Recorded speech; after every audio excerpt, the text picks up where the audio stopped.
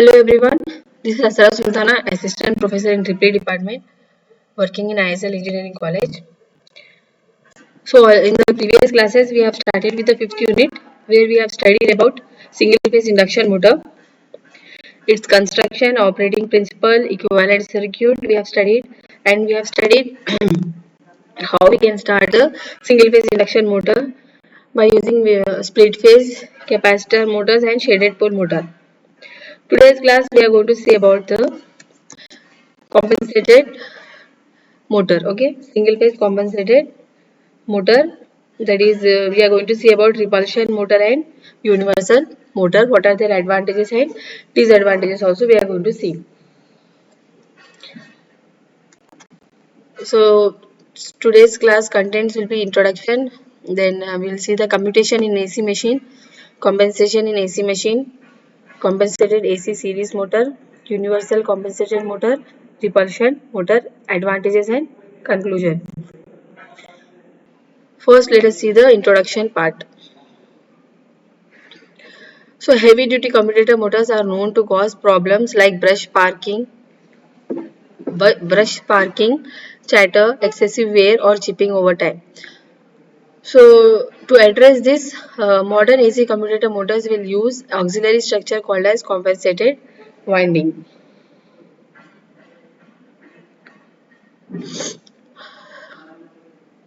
So, why we are using a compensated motor? That is because of problems will be occurring like sparking at the brushes will be there, excessive wear and tear of the machine. So to avoid that, we are going to use a compensated winding. So compensated winding is embedded in the pole faces of a commutating alternating current machine, and it will be connected in series with the armature. The magnetic field of the winding will be neutralizing the cross magnetizing field of armature reaction. So we know what is armature reaction. We know the effect of armature reaction also. What is armature reaction? Armature reaction is nothing but effect of armature flux or main flux is called as armature reaction. It will happen in all the machines. Okay, whether you take DC or AC machines. So armature reaction will occur in all the machines. And in that, what is the effect of armature reaction is we have seen already for unity lagging and leading power factor, that is cross magnetizing, magnetizing and remagnetizing effect will be there of armature reaction. Okay, so compensated winding will be embedded in the pole faces of a commutating alternating current machine, and it will be connected in series with the armature. The magnetic field of winding utilizing the cross magnetizing field of armature reaction. Resultant motor was found to have significantly lower stator field distortion. In case of series motor, stability of the motor is also benefited on certain load sheets. So further improvements on the power factor of motor can be done by adjusting the field reactance or decreasing the ampere turns of the field winding. Okay, so our ultimate aim is to improve the power factor. So how we can improve the power factor? By adjusting the field reactance or by decreasing the ampere turns of the field winding. As you can see in this diagram, this is the single phase supply, this is the field or stator winding, this is the rotation, and half of the uh, uh, conductors you can see current direction into the plane of the paper, and half of the conductors you can see the current direction out of the plane of the paper. These are the two poles, north and south poles of a magnet. Okay, this is armature. Armature will rotate, and this is the magnetic field. Let us see commutation in AC machine. Commutation is a process of reversal of current in armature winding by means of brush and commutator segment. EMFs induced in short-circuited coil under commutation will be reactance EMF, rotational EMF and transformer EMF. So, under commutation, when we are short-circuiting the coil, three EMFs will be induced: reactance EMF, rotational EMF and transformer EMF. So ERT will be equal to root of E1 plus E2 whole square plus E3 square. This is the main flux we have taken as a reference. E1, E2 are in phase with each other. The armature reaction is also, armature reaction flux is also in phase, and E3 will be lagging E1, E2 by some angle 90 degrees. So vector addition of E1, E2 and E3, that is E1 plus E2 whole square plus E3 square will be your total ERT, total flux, total EMF, sorry. So this is the diagram showing fluxes on as reference. Then Im is the magnetizing current. Okay, and what we are telling here that three EMFs will be induced here. What is reactance EMF, rotational and transformer EMF. Okay. So accordingly we are done the phasor diagram. Phi d is the main field flux, phi q is the armature reaction flux. So resultant voltage ERT will cause the flow of circulating current in commutated coil leading to bad commutation. Let us see the compensation in AC machine. Compensation required for better power factor, better speed torque characteristics and improved commutation. So low power factor in uncompensated motor is due to the presence of transformer EMF which is caused by armature reaction flux. So why we require compensation? First one is to get a better power factor. Second one to get the better speed torque characteristics. Third one to get improved commutation. So for all these factors we are going for a compensation. Whereas low power factor in uncompensated motor is due to the presence of transformer EMF which is caused by armature reaction flux. So this EMF can be reduced or eliminated by means of a compensating winding which is suitably distributed in the stator slots. Compensating winding ampere turns neutralizes the armature reaction MMF completely. Then armature reaction flux will be 0 and ETAQ, that is transformer EMF. ETAQ is nothing but transformer EMF is eliminated, resulting in improved power factor. So what we are doing here, compensating winding ampere turns we neutralize the armature reaction MMF completely. Then armature reaction flux will be 0. Okay, we don't want this flux generated by armature reaction. So we are making it as 0 and transformer EMF is eliminated and hence the power factor is improved. Let us see now the compensated AC series motor. AC series motors are also known as modified DC series motor as their construction is very similar to that of the DC series motor except their poles and yokes are thinly laminated for better magnetic properties. So AC series motor are also known as modified DC series motor because their construction is similar to that of DC series motor except that their poles and yokes are thinly laminated for better magnetic properties. Compensation is necessary because there will be increase in power factor, commutation is getting improved and speed torque, we are getting a high speed torque characteristics. So on the basis of usage of compensating winding, we have two types of motor. First one is conductively compensated type of motor, second one is inductively compensated type of motors. Let us see then what exactly is conductively compensated type and inductively compensated type of motors. So in conductively compensated type of motors, compensating winding will be connected in series with the armature circuit and winding will be put in the stator slots. Axis of the compensating winding is 90 degrees electrical with main field axis. So this is a diagram showing the compensated winding and this is the field winding and this is a machine. Now let us see inductively compensated type of motors. So in this type of motor, compensating winding has no interconnection with the armature circuit of the motor. Transformer action will take place as the armature winding will act as primary winding of the transformer and the compensation winding will act as a secondary winding. Current in the compensating winding will be in phase opposition to the current in the armature winding. Okay.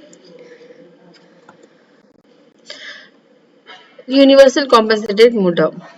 Now let us see about the universal compensated motor.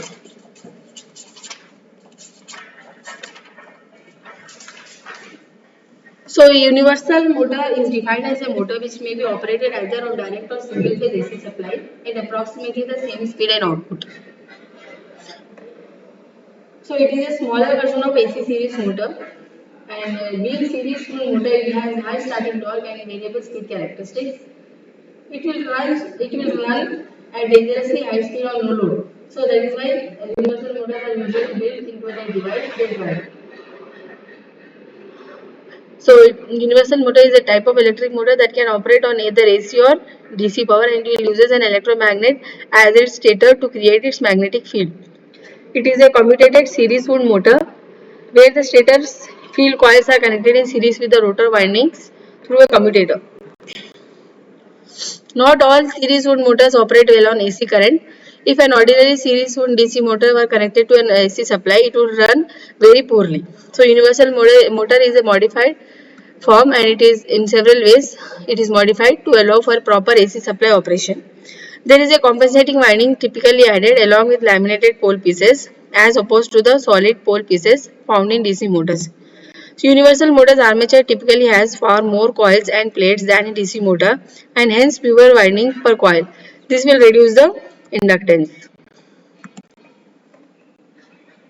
So universal motor is manufactured in two types. There is concentrated non-compensated type, which is a low power rating type. Second one is distributed field compensated type, which is high power rating type.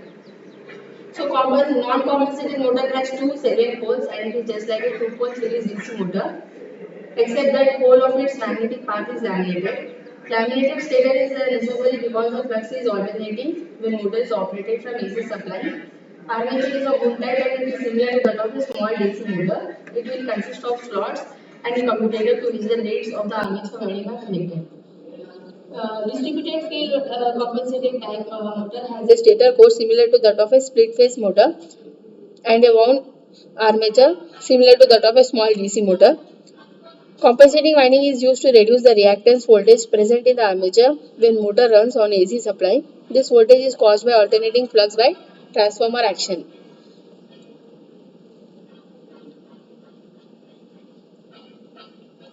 So, in a two-pole non-compensated motor, voltage induced by transformer action in a coil during its commutation period is not sufficient to cause any serious commutation trouble.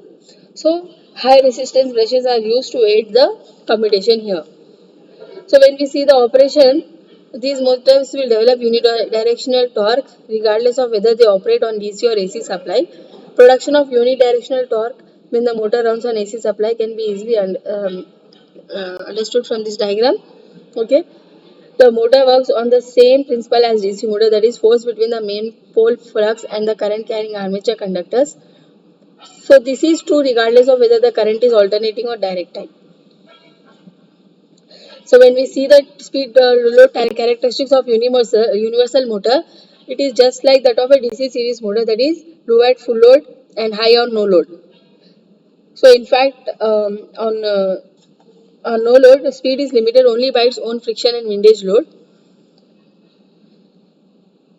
So usually gauge trains are used to reduce the actual load speeds to proper values. So universal motors, when we see their applications, they are used in vacuum cleaners where actual motor speed is the load speed. Other applications where motor speed is reduced by gauge train are drink and food mixers, portable drills and domestic sewing machines, etc. So when we see the reversal of rotation of universal motor, so concentrated pole or serial pole type universal motor may be reversed by reversing the flow of current through either the armature or field windings. So usual method is to interchange the leads on the brush holders. Distributed field compensator type universal motor may be reversed by interchanging either the armature or field leads and shifting the brushes against the direction in which the motor will rotate. So extent of brush shift usually amounts to several commutator bars.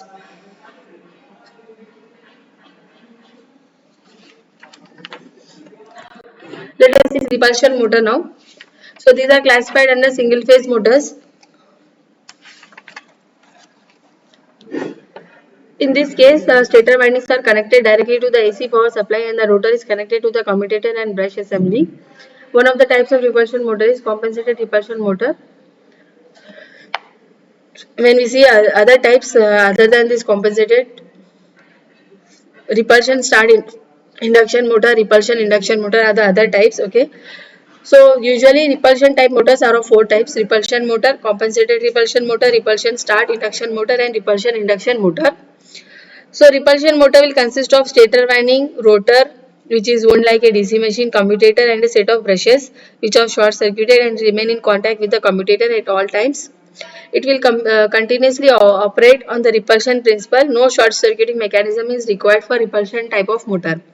Whereas compensated repulsion motor is it is identical with repulsion motor in all aspects except that it carries an additional stator winding called as compensating winding, and there is another set of two brushes which are placed midway between the usual short circuited brush set. Compensated winding and this added set are connected in series. So additional winding called as compensating winding is carried by this type of motor. And there is another two brushes which are placed midway between the usual short circuit brush set. Compensated winding and this added set of brushes get connected in series. So constructionally, when we see the repulsion motor, it consists of stator, rotor, commutator, and carbon brushes. So stator winding of distributed non-salient pole type housed in the slots of a smooth core stator, and stator is generally wound for 4, 6 or 8 poles. So rotor will be slotted core type carrying a distributed winding which can be either lap or wave winding which is connected to the commutator, and commutator is of two types: axial commutator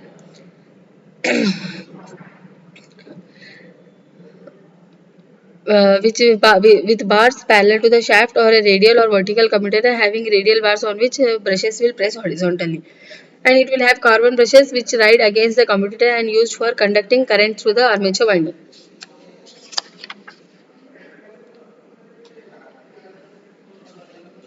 So when we see the operating principle of a repulsion motor, let us see how a torque will be developed by the repulsion principle.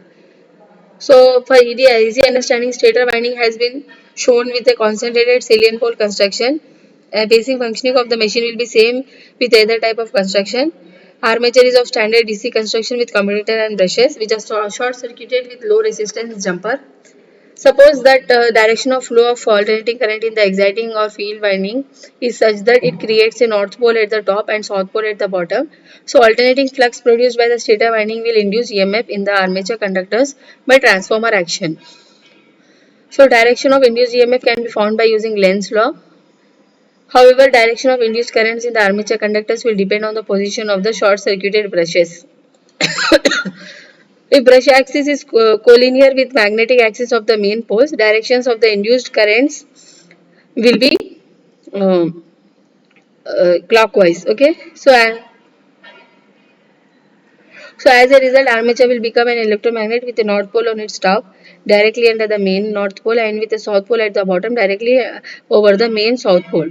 So because of this face-to-face positioning of the main and induced magnetic poles, no torque will be developed. So two forces of repulsion on top and bottom will act in direct opposition to each other, and if brushes are shifted to 90 degrees to the position so that the brush axis is at right angles to the magnetic axis of main poles, directions of the induced voltages at any time in the respective armature conductors are exactly the same as they were for the brush position. Okay.